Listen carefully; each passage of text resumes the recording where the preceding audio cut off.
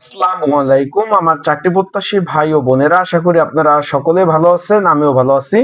সড়ক ও জনপথ অধিদপ্তরে বড় ধরনের একটা নিয়োগ বিজ্ঞপ্তি প্রকাশ করেছে। সকলে অবগত আছেন, জানেন। অলরেডি স্ক্রিনের উপরও দেখতে পাচ্ছেন, যেটা আবেদন চলমান রয়েছে। এর মধ্যে একটা পদ রয়েছে ওয়ার্ক অ্যাসিস্ট্যান্ট, যেটা আপনারা কার্য সহকারী বললেই চিনবেন। উচ্চ মাধ্যমিক পাশ থাকলে আবেদন করতে পারবেন। 52 জন লোক নেবে, 16তম গ্রেড। যেটা যেটা কিন্তু আবেদন চলমান রয়েছে। 1 মার্চ 2026 পর্যন্ত আবেদন চলবে। এখন যারা আবেদন করবেন, অনেকে জানতে চেয়েছেন যে ভাই এই চাকরিটা আসলে পদোন্নতি প্রমোশন আছে না ব্লক পোস্ট, না এই পোস্ট থেকেই আমি এই যে ওয়ার্ক অ্যাসিস্ট্যান্ট বা কার্য সহকারী পদে মানে চাকরিতে জয়েন দিলাম, এখান থেকে রিটায়ার করতে হবে কিনা, এরকম অনেকে জানতে চেয়েছেন। তাই আজকের এই ভিডিওর মাধ্যমে প্রমোশন পদোন্নতি আছে কিনা সেই বিষয় নিয়ে আমরা আলোচনা করব, এবং পরীক্ষা কোথায় হবে, কি বিষয়ে পড়াশোনা করবেন, কিভাবে সহজভাবে আবেদন করবেন, বিস্তারিত বিষয় ইনশাল্লাহ আপনাদের জানিয়ে দিব।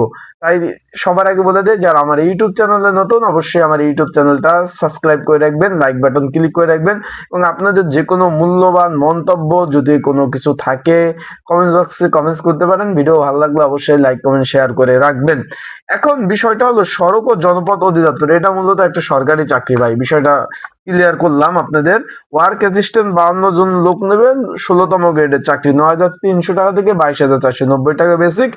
18 থেকে 32 বছর যাদের বয়স রয়েছে সকলে আবেদন করতে পারবেন। এখানে কোনো স্বীকৃত বোর্ড হইতে উচ্চ মাধ্যমিক পাশ হলে আবেদন করতে পারবেন। যারা মাদ্রাসা থেকে পাশ করছেন, এখানে কিন্তু আলিম পাস হলে আবেদন করতে পারবেন, টেনশন নাই। এখানে মেন কথা হলো ছোট পড়াশোনায় বড় ধরনের চাকরি, মেন মেন বিষয়টা। এখন এখানে আপনি প্রথমে এখানে চাকরির লেভেলটা আমরা নিয়ে একটু আলোচনা করি। প্রমোশন পদোন্নতি, প্রথমে আপনারা এখানে ওয়ার্ক অ্যাসিস্ট্যান্ট পদে কিন্তু আপনাদের চাকরি করতে হবে। এখানে চাকরি করতে হবে ওয়ার্ক অ্যাসিস্ট্যান্ট পদ বা কার্য সহকারী। এখানে 2 ধাপে কিন্তু কার্য পরিচালনা করা হয়, কাজ করতে হবে। একটা হলো আপনার অফিসিয়ালি, একটা ফিল্ড পর্যায়ে। এখানে প্রথমে এন্ট্রি লেভেলে আপনার মাঠ পর্যায়ে এবং টেকনিক্যাল সহায়তা, বিভিন্ন ধরনের কাজ করতে হবে যখন আপনার চাকরি হবে।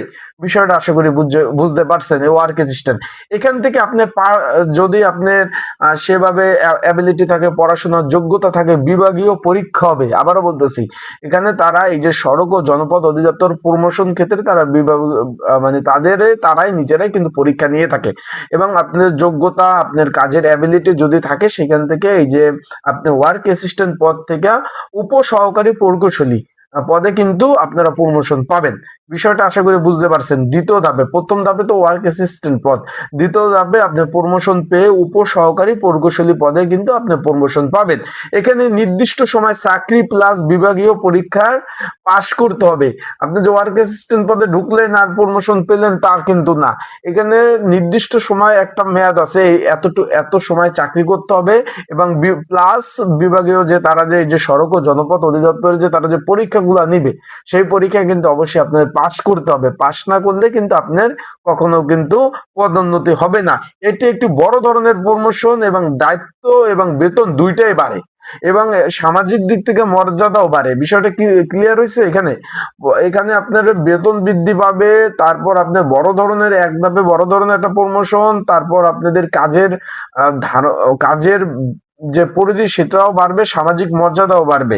বিষয়টা বুঝতে পারছেন। অনেক ক্ষেত্রে ডিপ্লোমা ইঞ্জিনিয়ার থাকলে সুযোগ আরো বেশি হয়। যদি আপনি ডিপ্লোমা ইঞ্জিনিয়ার থেকে যদি পাশ করে থাকেন, সেই ক্ষেত্রে আরো সুযোগ সুবিধা কিন্তু এখানে বেশি বেশি পায়। যেমন আপনি যদি কেউ জিজ্ঞাসা করে বা সামাজিক দিক থেকে যে ভাই আপনি কিসে চাকরি করেন, যে আমি ভাই উপসহকারী প্রকৌশলী। কোন বিভাগ আছেন? সড়ক ও জনপথ বিভাগে। তার মানে নিজের একটা ওয়েট কিন্তু আছে। বিষয়টা আশা করি বুঝতে পারছেন। এটা হলো ওয়ার্ক অ্যাসিস্ট্যান্ট থেকে পরের ধাপে প্রমোশন পেয়ে উপসহকারী প্রকৌশলী হতে পারবেন। তারপরে কোন ধাপে প্রমোশন পাবেন তার আগে আমি একটু বলে দেই। যারা ঘরে বসে নির্ঝামেলায় ত্রুটিমুক্ত আবেদন করতে চান, এই যে ওয়ার্ক অ্যাসিস্ট্যান্ট বা কার্য সহকারী পদে 52 জন লোক নেবে, ছেলে মেয়ে উভয়। উচ্চ মাধ্যমিক পাশ থাকলে আবেদন করতে পারবেন আপনারা। বিষয়টা ক্লিয়ার। এখন যারা আবেদন করতে চান, স্ক্রিনের উপর হোয়াটসঅ্যাপ নাম্বার রয়েছে, ডিসক্রিপশন বক্সে নাম্বার রয়েছে, পিন্ড কমেন্টে নাম্বার রয়েছে। এই নাম্বারে আমার সাথে যোগাযোগ করতে পারবেন। যোগাযোগ করে আপনারা কিন্তু এই নাম্বারে যোগাযোগ করলে কি কি ডকুমেন্ট, কাগজপত্র লাগবে আমি আপনাদের বলে দেবো। এই যে নাম্বারটা আপনারা দেখতে পাচ্ছেন স্ক্রিনের উপরে, আবার আমি একটু দেখিয়ে দিচ্ছি। এই যে স্ক্রিনের উপরে নাম্বার, এই যে এই কর্নারে স্ক্রিনের উপর নাম্বার রয়েছে, এই নাম্বারে মেসেজ করবেন, যোগাযোগ করবেন। যোগাযোগ করলে কি কি ডকুমেন্ট কাগজপত্র লাগবে আমি বলে দেবো, সেই সেগুলো দিলে কিন্তু আমি কিন্তু আপনাদের আবেদনগুলো করে দিতে পারবো। আর একটা বিষয় হলো এটার পরীক্ষা কিন্তু ঢাকাতে হবে, বিষয়টা ক্লিয়ার। এটা পরীক্ষা হবে ঢাকার বিভিন্ন স্কুল অ্যান্ড কলেজে। তাই প্রিপারেশন প্রস্তুতিমূলক যদি সাজেশন প্রয়োজন হয়, যে ভাই প্রিপারেশন প্রস্তুতিমূলক সাজেশন দরকার পড়বো বিগত সালের প্রশ্ন সমাধান সহ, তারা অবশ্যই অবশ্যই এই যে একই নাম্বার, এই যে নাম্বার রয়েছে এই সাইটে, এই যে নাম্বার রয়েছে একই নাম্বার, ডিসক্রিপশন বক্সে নাম্বার রয়েছে, স্ক্রিনে নাম্বার রয়েছে, পিন কমেন্টে নাম্বার রয়েছে, এই নাম্বারে মেসেজ করে যোগাযোগ করে আপনারা কিন্তু সাজেশন নিয়েও পড়তে পারবেন। এখন তৃতীয় ধাপে কি প্রমোশন হবে, তখন আপনি প্রমোশন পেয়ে হবেন অ্যাসিস্ট্যান্ট ইঞ্জিনিয়ার। বিষয়টা বুঝছেন?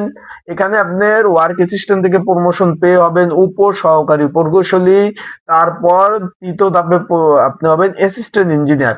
এইখানে মোটামুটি আপনার অ্যাসিস্ট্যান্ট ইঞ্জিনিয়ার হতে হলে আপনার সীমিত সংখ্যক পদ থাকে, এখানে কিন্তু সীমিত সংখ্যক পদ থাকে।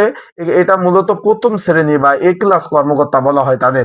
সেই ক্ষেত্রে আপনাদের সেভাবে যদি যোগ্যতা অভিজ্ঞতা যদি থাকে, তাহলে ইনশাল্লাহ আপনারা কিন্তু সেই পর্যন্ত কিন্তু যেতে পারবেন। তৃতীয় ধাপ। এখন চতুর্থ ধাপে প্রমোশন পদোন্নতি কিন্তু আছে, এই চাকরিটা কিন্তু ভালো চাকরি ভাই, সড়ক ও জনপদের। চতুর্থ ধাপে আপনার প্রমোশন পেয়ে এক্সিকিউটিভ ইঞ্জিনিয়ার পদে কিন্তু আপনি প্রমোশন পাবেন। খুব সীমিত হলে বিভাগীয় পর্যায়ে সুযোগ থাকে। এই পদে গেলে আপনি প্রকল্প প্রধান হিসাবেও কাজ করতে পারবেন। এই পদে যদি আপনি প্রমোশন পান, সেক্ষেত্রে সড়ক ও জনপদের যে বড় বড় প্রকল্প যে চলে, সকলে জানেন, কালবোর্ড ব্রিজ রাস্তাঘাট বিভিন্ন সরকারি বিভিন্ন বড় বড় প্রকল্প যে কাজগুলা যে চলে, সেই প্রকল্প প্রধানও আপনি কিন্তু হতে পারবেন। বিষয়টা আশা করি আপনি বুঝতে পারছেন, যে মানে চাকরিটা কি পরিমাণ হাইপ তোলে চাকরিটা। সেক্ষেত্রে আপনার প্রকল্প প্রধান পর্যন্তও কিন্তু হতে পারবেন। এখানে আরেকটা বিষয় হলো, এখানে কিন্তু সীমিত থাকে, কারণ এই পর্যন্ত যেতে যেতে আপনার অনেক মানে পথ পাড়ি দিতে হয়, যোগ্যতা লাগে, পড়াশোনার যোগ্যতা লাগে, সেক্ষেত্রে আপনি সে পর্যন্ত যেতে পারবেন। বাস্তবে এই ধাপে পৌঁছাতে হলে দীর্ঘদিন চাকরি করতে হয়, ভালো সার্ভিস রেকর্ড থাকতে হয়, উচ্চ শিক্ষা এবং যোগ্যতা কিন্তু দরকার হয়ে থাকে। বিষয়টা আশা করি আপনারা বুঝতে পারছেন। বাস্তবে এখানে বলা হয়েছে যে আপনারা যারা প্রমোশন পদ্ধতি, এখানে প্রমোশনে যে সব বিষয় গুরুত্ব দিয়ে থাকে, তারা চাকরির অভিজ্ঞতা, বিভাগীয় পরীক্ষায় পাস এবং প্রতি বছর যে আপনি কি কাজ করেন, আপনার কাজের অগ্রগতি এবং শৃঙ্খলা অভিযোগ না থাকলে কিন্তু আপনারা প্রমোশন পেতে পারেন। মোটামুটি আপনারা আশা করি একটা ধারণা পেয়েছেন যে কোন কোন ধাপ পর্যন্ত আপনারা প্রমোশন পেয়ে পদোন্নতি পেয়ে আপনারা যেতে পারবেন। বিষয়টা আশা করি বুঝতে পারছেন। সকলে ভালো থাকবেন, সুস্থ থাকবেন, চোখ রাখবেন আমার ইউটিউব চ্যানেল, ফেসবুক পেজে। আপডেট তথ্যগুলি বিষয়গুলি ইনশাল্লাহ আপনাদের নিয়ে আলোচনা করি। আর আপনাদের যে কোনো বিষয়, চাকরির যে কোনো বিষয় যদি জানা থাকে, তা কমেন্টস করবেন, আমি ইনশাল্লাহ সে বিষয় জানিয়ে দেবো। আর যারা আবেদন করতে চান, 1 মার্চ 2026 পর্যন্ত আবেদন চলবে।